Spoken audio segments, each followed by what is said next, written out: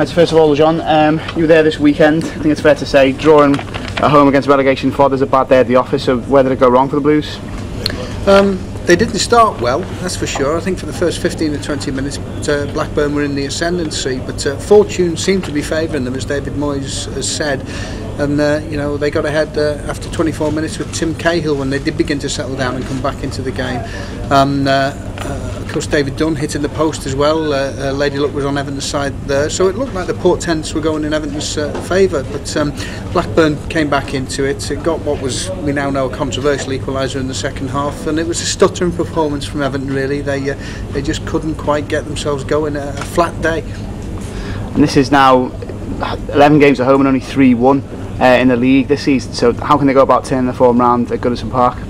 Well, everybody knows, don't they, that Everton have got problems in one or two areas, but the one area where everybody knows they've got problems, and David Moyes knows they've got problems, and the fans know they've got big problems, is up front. Victor Anichebe was at times getting himself forward with Louis Saha, but it's now 13 games since Louis Saha has scored, I think, for the Blues. So, he is misfiring. I think Moyes will now be considering whether to take him out of the side. Given that his resources are so depleted up front, it's difficult to suggest that, isn't it? But it isn't working out for him, and I think possibly if they do push Fellaini up front, maybe alongside Anichebe, and with signs of Tim Cahill getting back to form. It was terrific to see Tim punching the corner flag again. It's been too long since we've seen that, so that was a great moment. But sadly, it wasn't as important for Everton as it should have been. So they've got to get the goals going in somehow.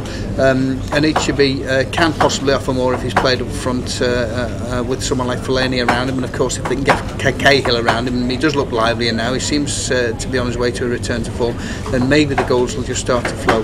But equally, they've got a lot of players who are injured at the moment, and they need to shore up the back line. It'd be great for them if they can get Distan and Hibbert back fit very soon. And finally then, just looking ahead for the rest of the season for the Blues, there's tough run of games coming up. I mean, just over the next month or so, City, Chelsea, and away at Anfield. What do you think their ambitions are realistically for the rest of the campaign? Well, they have got some tough games coming up, no doubt about that. Into March, I think there's 5 of what people would regard as the top teams, I think, either visiting Everton or playing against the Blues. So, whenever you're playing against the better side, you've got to make sure that your backline is solid, and Everton will be helped by the return of some of the players that have suggested. Of course, they lack a bit of creativity, and they need that. They've got Leon Osborne to come back, and he is being sorely missed at the moment. But I think, Darren Gibson, that was his home debut the other day, and he did solidly enough. He certainly, positioned himself well throughout the game. He was tidy in possession, and perhaps, if he can just anchor things in the midfield for the Blues, he's been well schooled at Manchester United. If he can do that, then it may just allow them to release the likes of Fellaini and Cahill a bit further forward. But they're going to have to be very solid at the back, and a bit of a sign of the clouds lifting on the injury front would be very welcome and really needed now for Everton with these big games coming up.